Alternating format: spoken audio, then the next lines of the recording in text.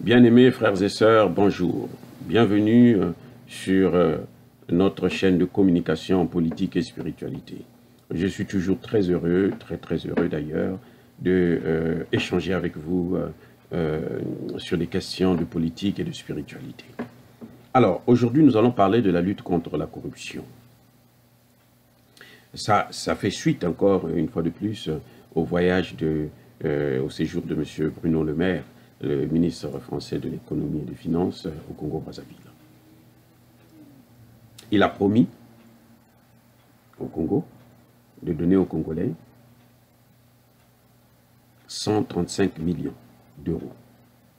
Ça, c'est la promesse. C'est une promesse. Ce sont des mots. Ils viennent en l'air. Mais il n'a pas tout dit. Et en politique, vous savez que nous sommes, sur cette chaîne, nous sommes à l'école de la politique et de la spiritualité. Alors, je vais vous donner un des critères essentiels en matière de politique. En politique, ce n'est pas toujours ce qui se dit qui compte, surtout lorsqu'il s'agit des hommes politiques, et encore des hommes politiques français. Ils ont tellement fait du mal à l'Afrique et aux Africains, tellement que je pense même que ce n'est même pas utile de les écouter. Parce que tout ce qu'ils disent est calculé dans le sens où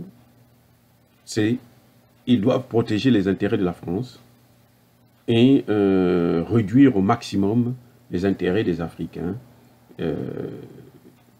parce que c'est ce qui a été mis en place, la France-Afrique, c'est ça. La France-Afrique, c'est la France qui domine, qui a la main mise sur les matières premières africaines, sur les autorités africaines, qui contrôle les autorités africaines, qui contrôle les populations africaines,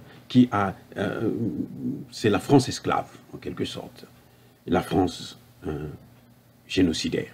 J'ai dit dans une de mes vidéos que le général de Gaulle est un génocidaire parce qu'il rentre, la politique qu'il a mis en place, c'est une politique qui remplit les critères de définition du génocide selon le tribunal pénal international de Nuremberg. Donc la lutte contre la corruption, ce que M. Bruno Le Maire ne vous dit pas, c'est de savoir combien le président Macron viendra prendre dans ces 35 millions. Parce que ce qui se passe, c'est quoi? Je vais vous expliquer le circuit de corruption qui se passe. C'est qu'un Africain, quand il vient, là par exemple le Congo, va recevoir un montant de 35 millions. 135 millions d'euros. On ne va pas lui donner ça en devise, en euros. Non. Ne vous trompez pas, ne vous leurrez pas. On va donner cet argent au Congo sous forme en CFA. C'est le CFA qu'ils vont fabriquer, qu'ils vont donner. C'est même pas le CFA qu'ils vont fabriquer, c'est-à-dire qu'ils vont prendre l'équivalent de 135 millions sur le compte du Congo à la Banque de France, qu'ils vont donner au Congo, et maintenant le Congo va rembourser ce montant-là à la France avec des intérêts. C'est ça le circuit. Maintenant, quand ça sort pour venir au Congo, on voit les traces. On peut suivre le cheminement. Où est passé cet argent? Le problème, c'est lorsque ça arrive au Congo. Maintenant, dans les relations entre la France et les autorités congolaises, c'est là où le problème se pose. Parce que, sur les 135 millions, eh bien, Macron va venir prendre sa part. Bruno Le Maire, qui est le ministre de l'économie, viendra aussi prendre sa part. Et sa part, quand il vient la prendre, ça ne passe plus par des circuits bancaires. Là, ce sont des valises, des devises.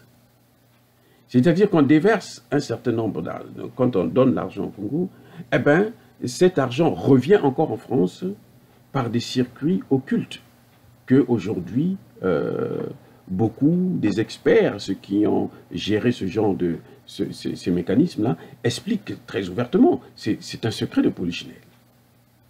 Ils déversent beaucoup d'argent.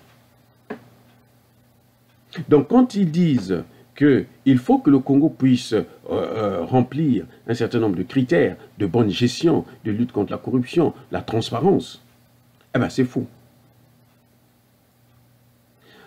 Je ne soutiens pas le gouvernement congolais. Je ne le condamne pas non plus. Mais je veux que les gens comprennent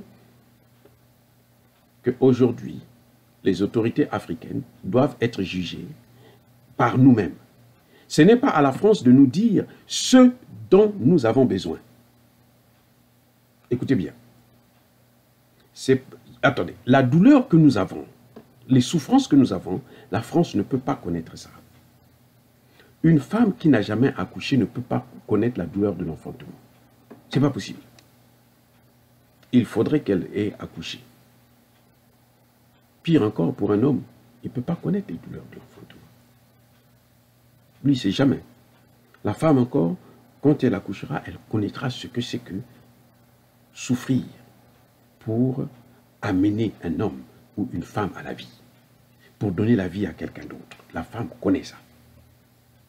La femme qui a déjà connu. Comment voulez-vous que ce soit les Français, dans les officines françaises là, ou au FMI là, qui nous disent, voici ce dont vous avez besoin, voici ce qu'il vous faut, vous devrez faire ceci, vous devrez faire cela. Moi je dis, déjà c'est de l'ingérence, pure et simple, et je suis contre le droit d'ingérence. C'est d'ailleurs le sujet de ma thèse. J'ai défendu cette thèse-là très sérieusement. Alors, Monsieur le maire ne peut pas nous dire, demander aux autorités congolaises de lutter contre la corruption, alors que la corruption vient d'eux. Parce qu'aujourd'hui, et c'est ça le paradoxe, c'est que si le gouvernement congolais ne fait pas ce qu'eux, ils demandent, c'est-à-dire que les critères qu'ils demandent, ce ne sont pas les critères qu'ils disent ouvertement. C'est ce qui est caché. Et c'est ça la politique. C'est-à-dire qu'il faut aller chercher ce qu'eux, ils ne disent pas. Et c'est ça que je suis en train de vous sortir. C'est que Bruno Le Maire a oublié une chose, il ne nous a pas dit combien ils vont venir prendre à Sassou Nguesso, combien ils vont demander à Sassou Nguesso sur les 135 millions. Combien eux, ils vont prendre? Je vous assure qu'ils peuvent prendre même la moitié. Et de toutes les façons, ils s'en fichent éperdument. Comment voulez-vous que la dette, un jour, puisse finir? C'est pas vrai, la dette africaine ne va jamais s'arrêter, ne va jamais finir. Et c'est ce que Thomas Sankara a expliqué à l'Union africaine. C'est pas, je n'invente rien, c'est ce que Thomas Sankara a expliqué. Il dit, nous ne devons pas de l'argent à la France, mais c'est la France qui nous doit de l'argent. Et c'est pour ça que dans l'une de mes vidéos, je disais déjà que si on veut régler le problème de la dette africaine, ben, il faut bousiller cette zone-là. On bousille cette zone, on met en place une zone à nous qui est autonome et que nous maîtrisons. Et vous allez voir que la France, on va refaire les calculs au niveau de la Banque de France, on va se rendre compte que nous avons de l'argent là-bas à la Banque de France, beaucoup d'argent. Parce qu'aujourd'hui, cet argent servait à financer, protéger les intérêts français. Mais aujourd'hui, c'est la Chine qui finance plus. La Chine investit plus que l'Europe, toute l'Europe. La Chine seule investit plus que tout le monde entier en Afrique. Là. Donc, à quoi ça sert maintenant d'avoir de l'argent à la Banque de France? Et c'est-à-dire que pour bien comprendre qu'on se moque de nous, que le maire se moque de nous, pas des autorités africaines, mais de nous, les populations. Parce que nous nous sommes levés. Nous avons dit que le franc CFA là, doit disparaître. Et la réponse que Bruno Le Maire vient nous donner en Afrique, vous savez quoi? C'est de nous dire qu'il faut élargir la zone franc. On veut convaincre les pays anglophones pour qu'eux aussi viennent rentrer dans cette même zone franc pour être esclaves de la France et du FMI. Voyez un peu le paradoxe. Je ne sais pas si vous comprenez ce que je dis. C'est-à-dire que ce n'est pas, je dis, la lutte contre la corruption ne peut pas se faire en Afrique si elle ne commence pas en Europe, notamment en France. La lutte contre la corruption doit commencer en France.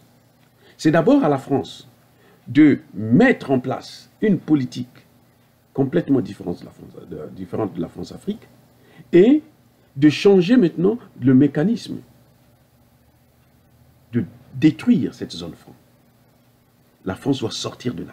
Elle n'a plus rien à voir. Ce n'est pas à elle de décider de l'avenir des Africains. Mais attendez, et c'est ça le problème que nous avons en Afrique, c'est que l'Africain a plus confiance à ce que le Blanc dit. Quand c'est un Blanc qui parle, ils sont tellement excités, ce sont eux qui vont faire la publicité partout. Quand c'est un Noir qui parle, ils ne veulent pas écouter. Mais ils ne comprennent pas, malheureusement. Et nous devons comprendre ça. Nos enfants doivent savoir que chaque fois que les Français font une proposition, il y a leurs intérêts qui sont là en jeu. Et les intérêts, en général, sont toujours cachés. C'est pour ça d'ailleurs qu'on appelle ça des intérêts. Ce sont des intérêts, ce sont des enjeux qui sont cachés. Et c'est ça que je dénonce aujourd'hui en disant que la lutte contre la corruption doit commencer à Paris. Elle doit commencer en France. Ce n'est pas, on ne va pas s'acharner sur nos dirigeants. Non, qu'ils soient dictateurs ou pas, ils nous appartiennent. C'est nous qui subissons cette dictature, ce n'est pas la France. Et la France fait partie. N'oubliez pas que toute constitution en Afrique qui est changée, c'est avec l'aval de la France. Idriss Déby, le président tchadien, l'a dit. Il dit, écoutez, on m'a demandé de prendre un troisième mandat, de briguer un troisième mandat, j'ai refusé. Parce que la constitution ne m'autorisait pas. Vous savez ce qu'ils ont fait? Ils ont changé la constitution sans Idriss Déby. C'est-à-dire qu'ils ont contourné, ils sont allés voir les autres corrompus, là, les autres voyous du Parlement, pour qu'ils puissent mettre en place une autre constitution qui donnait encore le droit à Idriss Déby d'avoir accès à un troisième mandat. Et c'est ce qui a été fait. C'est comme ça que Idriss Déby s'est représenté encore et il a gagné l'élection, comme d'ailleurs tout bon dictateur, il ne peut pas perdre l'élection. L'élection est gagnée d'avance. Mais on ne voit pas la responsabilité de la France. Là, on voit seulement Idriss Déby. On accuse Idriss Déby. Oui, c'est vrai qu'il y a quelque chose qui ne va pas. C'est pas normal. Mais le commanditaire, en fait, c'est la France. C'est pour ça d'ailleurs que vous voyez que dans toutes les présidences africaines, là, il y a des experts français qui y travaillent. Et en général, ce sont des anciens militaires, des anciens policiers, des anciens membres du service de renseignement, des anciens... C'est toujours des gens qui sont dans la défense des intérêts, comme par exemple Pigasse, il était à la défense, la sécurité du territoire, la sécurité nationale en France. À la retraite, maintenant, on l'envoie à Brazzaville pour venir prendre sa part et puis protéger les intérêts français. On n'a pas de souveraineté. Et là, c'est très difficile de lutter contre la corruption. La lutte contre la corruption que demandent les Français, ça va pénaliser encore plus les populations africaines. Si cette lutte contre la corruption ne commence pas en France, c'est nous qui allons subir encore plus. Nos parents vont subir encore plus. Les coupes budgétaires, l'école, les financements qui seront bloqués, les hôpitaux, ainsi de suite. Donc la lutte contre la corruption, si on veut la faire, on doit alors commencer par le haut. On ne doit pas commencer en aval. Non, c'est en amont et en aval. On doit mener les deux en même temps. Si ce n'est qu'on oblige aux dirigeants africains de lutter contre la corruption, ils ne feront rien que torturer encore plus nos populations. Si nous voulons lutter efficacement contre la corruption, ça doit se faire au niveau international et à commencer par ces pays occidentaux, là où tout notre argent part, ceux qui détiennent notre souveraineté. La lutte contre la corruption c'est ça. Le manque de souveraineté, c'est ça. On nous empêche d'avoir notre souveraineté. Ça, c'est la corruption. Ça, c'est de l'escroquerie. C'est un crime contre l'humanité. Donc, je répète encore, on ne peut pas lutter efficacement contre la corruption au Congo même. Ça va créer encore plus de divisions en Afrique. Ça va créer une fracture sociale encore plus grave. La lutte contre la corruption, pour qu'elle soit efficace, elle doit commencer en Europe. Fin de citation.